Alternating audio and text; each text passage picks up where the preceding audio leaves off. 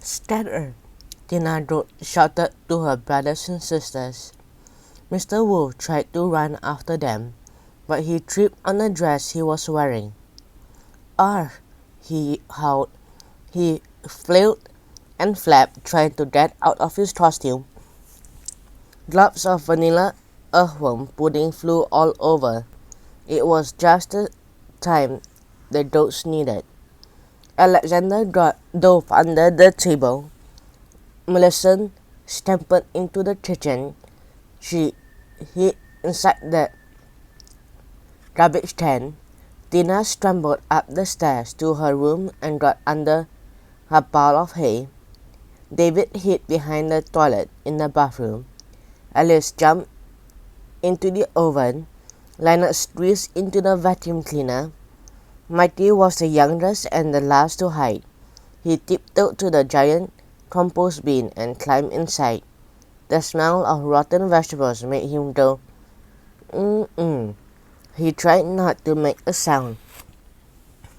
Meanwhile, Mr. Wolf had finally untangled himself from the dress. "What a bad idea that was," he said, tossing the dress aside. "Next time I'm going with a skirt and a blazer." He looked around and saw no goats.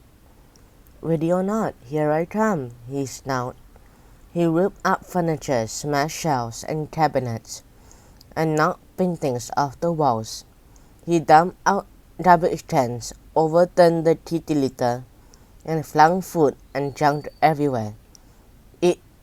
In the end, he found Alexander, Millicent, Tina, David, Alice, and Leonard. The 6 kids cowered in the corner. "You know what happens next," Mr. Wolf said impatiently. "Get in." With that, Mr. Wolf opened his stomach and pointed to it. Defeated, they all jumped in, one right after the other. "You're mean," Alice said to him before she climbed in. "Your breath smells like dead cat," Leonard said. "I think I'm going to get sick," said Millicent. After the final goat was in, Mr. Wolf licked his lips in satisfaction. "That was pretty easy after all," he said. He rubbed his belly and let out a loud burp. Mr. Wolf stretched out his arms, picked his nose, and waddled outside. Across the lane from the goats was a beautiful green meadow. Mr. Wolf wanted to get home, but he was so tired he dragged himself over to a big tree and passed out underneath it.